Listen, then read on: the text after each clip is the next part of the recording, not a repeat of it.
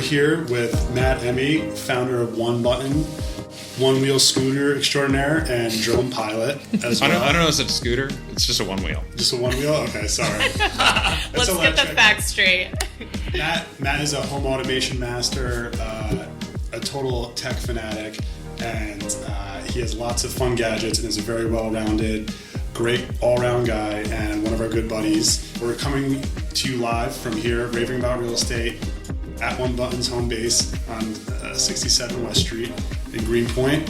So, Matt, when did you grow your affinity for tech, and when did you decide maybe to kind of look into the home automation space? What was kind of what typified your? It was always there. I was 3 or 4 years old in the aisles of toy stores, and moms would just come to me and ask me what toy they should buy their kids. I would sit there for exposition going through why I thought this was the best toy, and I realized it's really not too different from what I do today. And while I appreciate your description of me as a very gadgety person, we take a little more nuanced approach in terms of what we do. Very selective about the type of technology we feel is appropriate for a home. We like to provide a very classic interface to modern technology, really simplify what we're doing in homes, and leave you with the experiences that you want, which is lighting, movies, music, and internet, without the speakers and televisions and all the things that you kind of associate, all the gear. We really like to focus on the experience. Hence OneButton. There you go. I think one of the things that first struck me when I first came to the studio here is that you do have a lot of devices that focus on, pre-programming one button, so to speak, that kind of controls your whole experience, and it is very simple. So, grandma can use it, everybody in the family can have fun with it. And I think that's kind of the theme kind of throughout a lot of your products you select for your customers. For us, when you talk about lighting control, for instance, the essence of simplicity in our mind is a controlled lighting system where you press a switch on the wall and all the lights go to the level you want them to. Mm-hmm. Complicated in my mind is when you walk into a home and there's 5 switches on the wall, generally made out of plastic too, and you walk in and you say, oh, what does this one do? Oh, that's that light. What's this one do? It doesn't seem to do anything. Should I leave it on or should I leave it off? I don't know. What's this one do? And that's a terrible experience to be greeted with the first thing you walk into a home. So one of the big benefits of a controlled lighting system, something like Lutron we like to use, is it condenses all those down into a single button. Yeah, I think that's a common problem people have across the kind of technology spectrum. I think it kind of really started getting out of control in society in general when they introduced smart TVs. And there's all these different settings, high-def digital TVs. Probably started with the real big screen TVs, like those big tube TVs we used to have. Just too many settings. You weren't really sure what was the right setting for a sporting event, for a movie. Well, and it's really funny you mentioned that, because that's actually exactly why I founded OneButton. It was early days of HDTV. HDTV had just come out, and people were buying them in droves, so they were all over the place. And I read a statistic that said 50% of people that had an HDTV didn't have HD signal hooked up to it. And I'm like, wow, that's generous. In my experience, it's 70%. Most people don't have an HDMI. It's offensive. and I would go around and I'd be like, oh, you just need an HDMI cable, or oh, let me change the setting on your cable box to enable HD.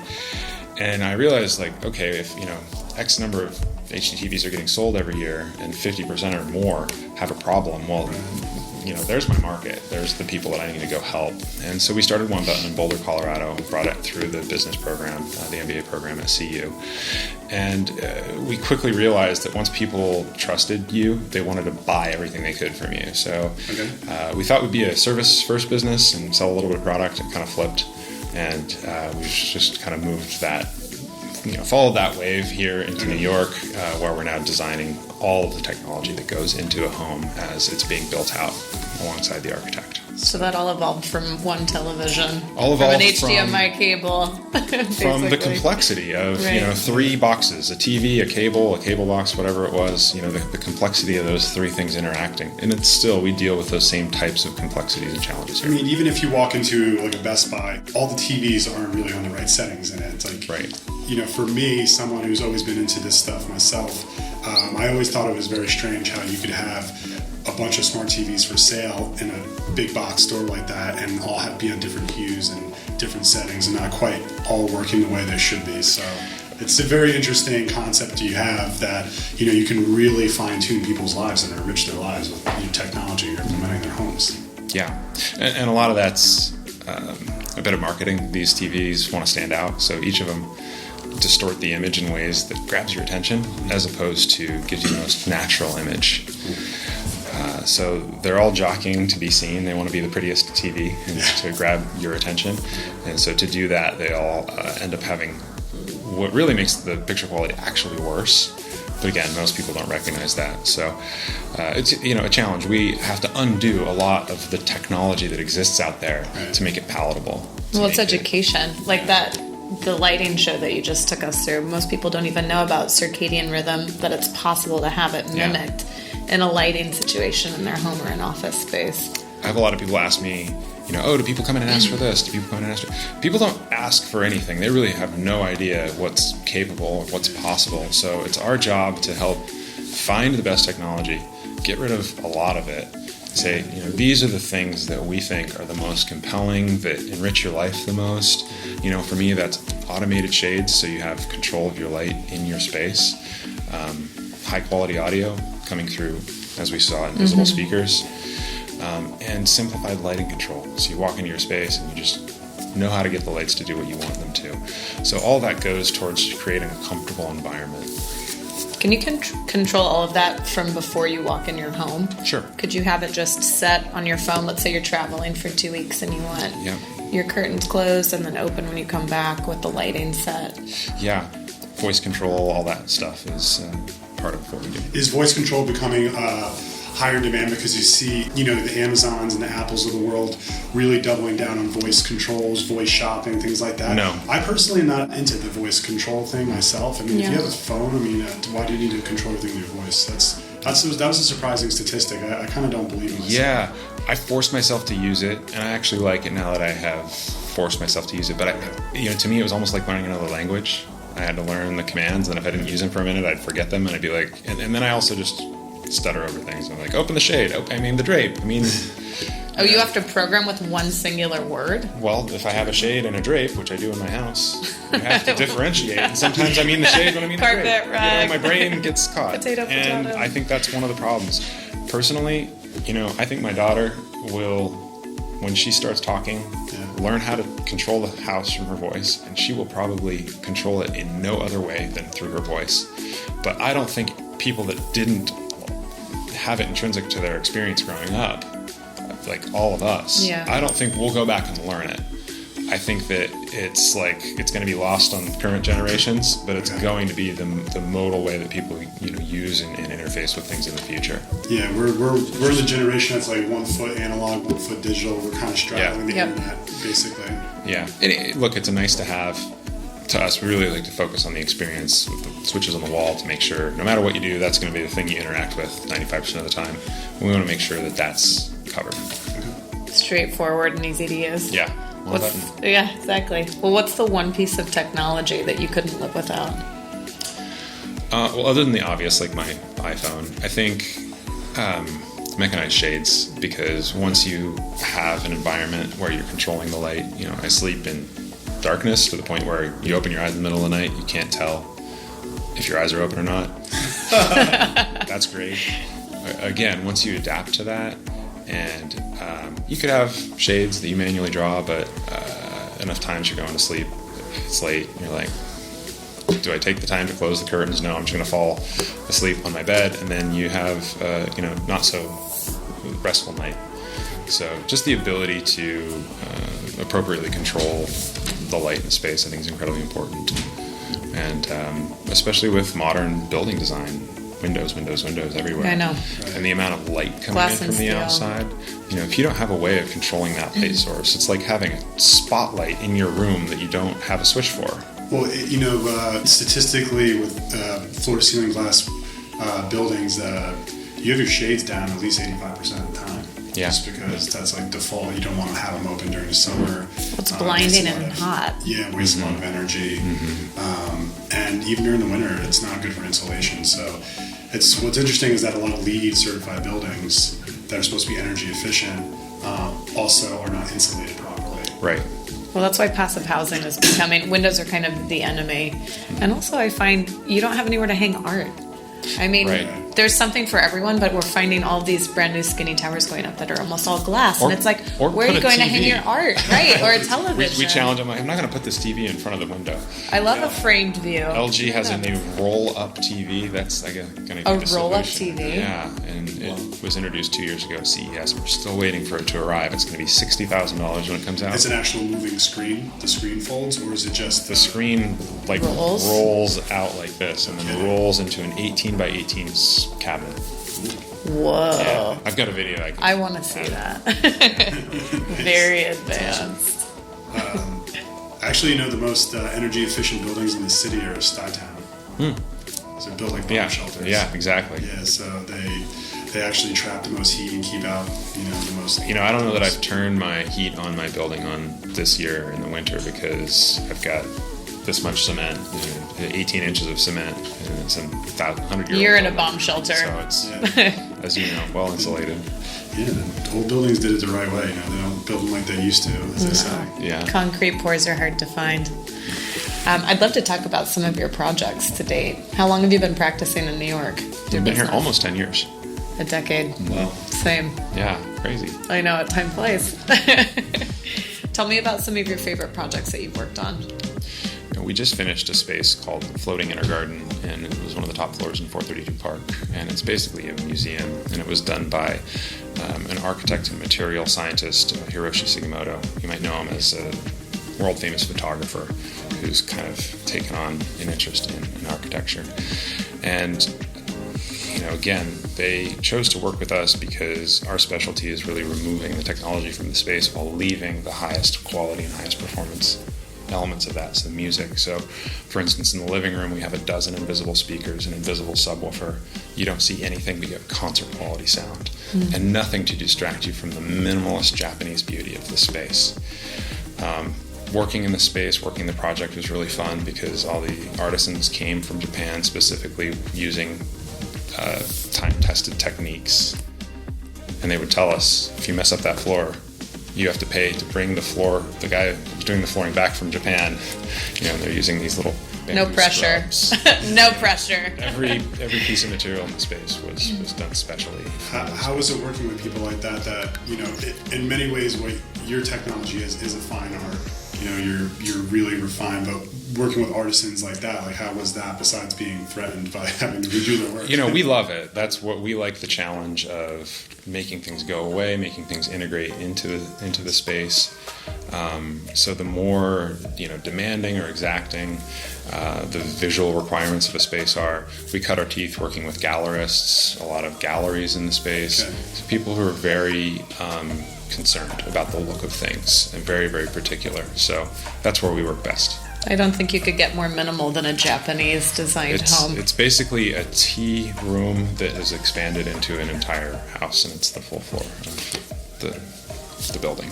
I've seen photos. I would love to visit. Another really fun project we finished is called Bridge House, and we won the Lutron Essence of Pleasance Award, which is basically the best project of the year for Lutron, the lighting and shade control company that we did.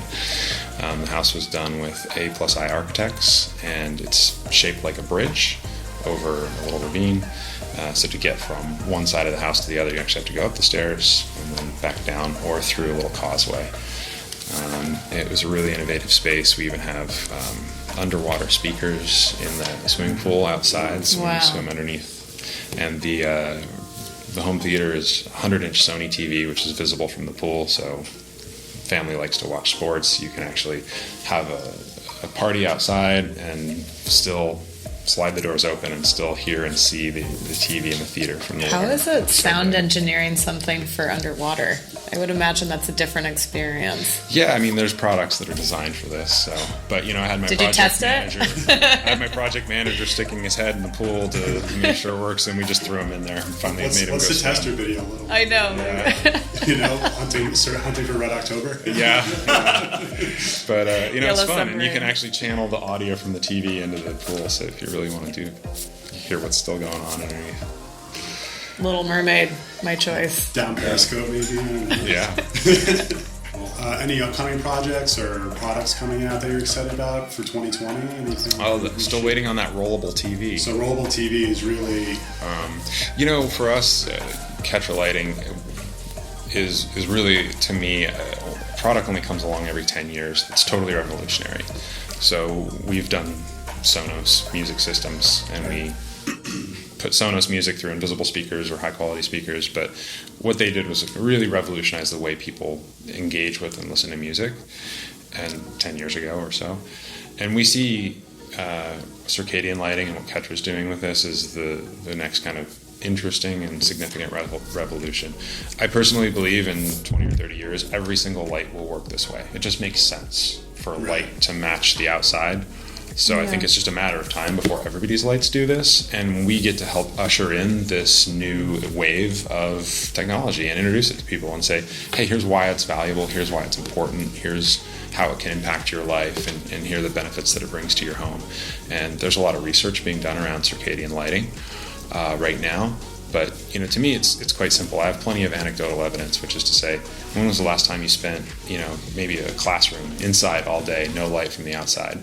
How did you feel at the end of the day? Pretty bad, When was the last time you spent all day, out underneath the sun? Well, seasonal depression is a very real thing, and lack of vitamin D, productivity at work, actually being awake, alert, and able to function at a high level. I think we're just starting to get keyed into the importance of these things. We've been living under terrible lighting in our office or at our homes for years and years, and we're finally just starting to wake up and realize, that really does impact our well-being, our mental well-being, our physique, our physical well-being, our motivation. So it's super important, but it's also really beautiful. So I don't. We can debate the merits of the physiology behind it, or we can just talk about how much better this wood looks under the right color temperature. or the art. Absolutely. Or your significant other. Or, exactly. Or helping your kids sleep. I think it's lighting is everything. I think it will become common knowledge. And it's an interesting product because it does require the programmatic experience as a technology integrator that we have. So an electrician isn't going to be able to sell this product. No. And a lighting designer also isn't going to be able to grapple with the nuances of the programming and integrating it with the Lutron system.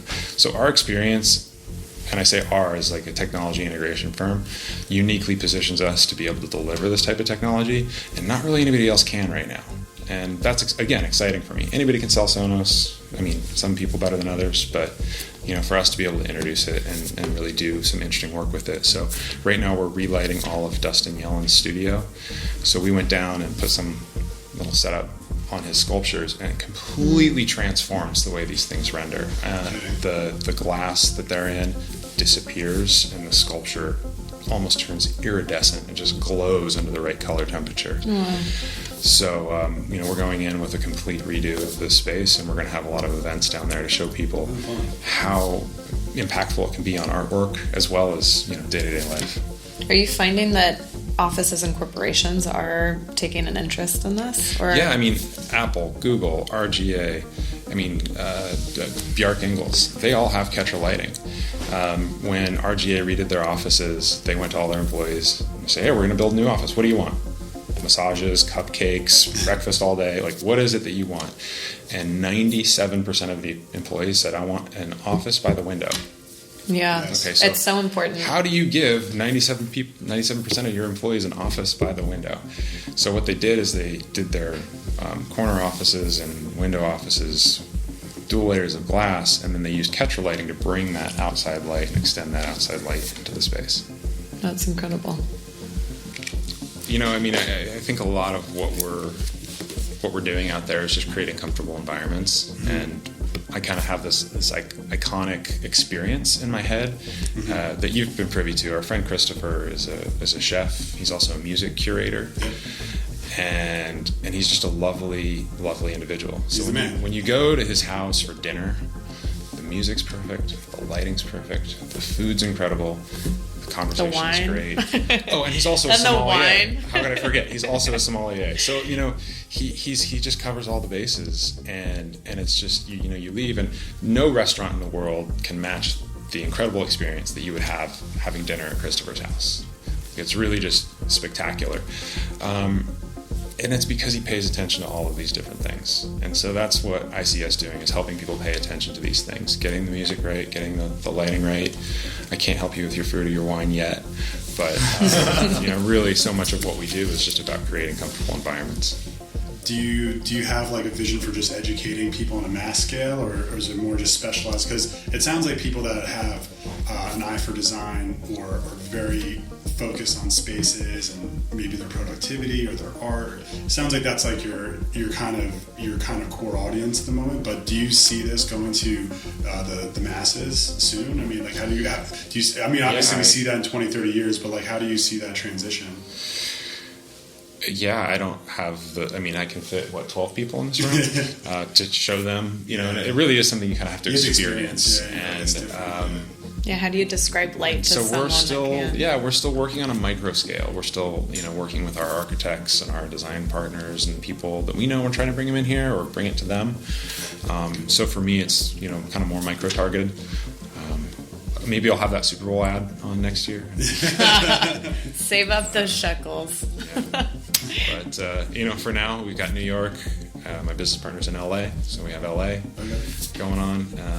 So working on both markets. Do you find different locations in the United States are having different impacts in terms of the demand for these products and this lifestyle? Yeah, we just finished a project it's also called the Bridge House in LA, and people have different tastes, different sensibilities, different interests in LA. We're trying to figure out, navigate and negotiate that. Textures, finishes, Mel Jack light switch you saw. It's much more of an East Coast thing, where more of a digital approach is a little more popular on the West Coast. I mean, also you got to factor in that the lighting in general outside in LA is radically different than we get here. So, right. Like the spectrum, it's usually just kind of summery and bright out there usually. Yeah. A little late. A little smoggier, a little warmer. Yeah. A touch. We are on an island here.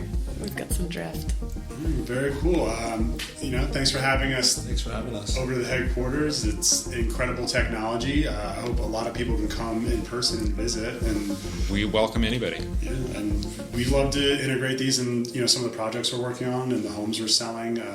Absolutely.